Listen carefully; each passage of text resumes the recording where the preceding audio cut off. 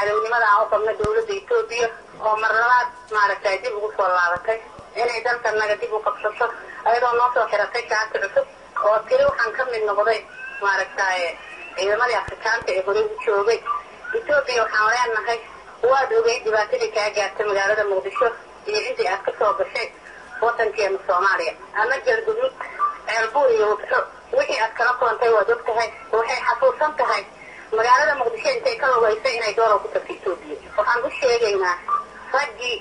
iyo dumarkii iyo carruurtii maalinta joogay waa heegan Itoobiya iyo annagana waa isnaqaanaa hadda isuguma kaana horeyso kiristaanka ayay u tahay saldhig annagana diinta islaamka ayaan u nahay saldhig waxaan leenahay wax faa'iido aan nagala kulmaysid ilaahayna waxaan ka rajaynaynaa soo laabashadaada inuu nooga dhigo nasriga ugu weyn oo aan ku furanayno dhulkii aad horey nooga haysatay iyo maqalo ilaahay idankii ilaahay waxaan ka rajaynaynaa inaan harar dib u soo ceshano adigana aan maqalo kugu gudno kaniisadahaadana aan ku burburino lagamana yaaba Itoobiya inay intay dhulkana ku soo tallaabsato ay gamaado ilaahay subxaanahu wa tacaala waxaan ka rajaynaynaa inayna marna dacaynin Itoobiya inay intay soo laabato ayadoo nabad qabta xitaa ay lugayso mar labaad حتى إني لغيته أرجسوا أيه الدينين إني جعلتين مصابة قلنا إيه نقطة ماشي إذا ما ذي كتب الله تجاه إلهي تاسك في الدينين إن شاء الله بإذن الله الكريم ما أنت وحى أركيسين قف قصوا مجالة الجورة على مدى ذي اللجوية أما مرة كان دخل حكاية صحيحة أما يوصل كاس صحيحة إثيوبيا نجمع يسمى إذا ما ذي ويكتير وطن كام لكن هذه إعانة بدها يكسر ما ينكسر الله عارفها لكن يتمر نوحان دجال ديار أمه إن إثيوبيا بغلادين dib uga soo ceshano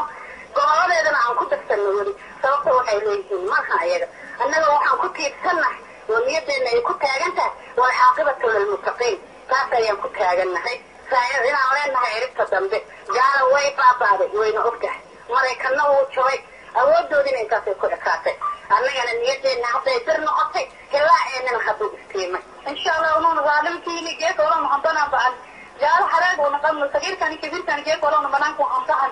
جيك جال حناق إن شاء الله دينا يتعالى جال منور قير.com جال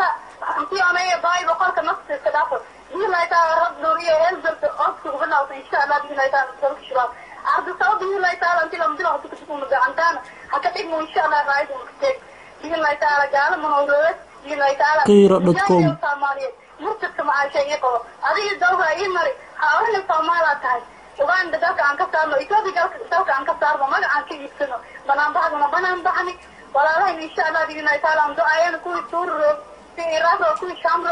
في الصومالي قير.com إن شاء الله أجي أنا كفرتي منو يوم أكتوي أمي ونبنام بحني إن شاء الله عدنا وين شيئا إني وسجل جاي كبير معك زيارة جروان يعني أنا كفاهم إن شاء الله أنا وحن ديارهم هاي لو جايين قرب استاذ ولا لهم جايين ده وحن ديارهم هاي لو كوش إلى النص أنا كشال عمل أسمينه وحن ديارهم هاي رجال مجاهدين كه أنا بيها يتوي قريها أنا قام راشين كانوا كنا وحن ديارهم هاي لو ممكن أنا قرب استاذ ولا قير.com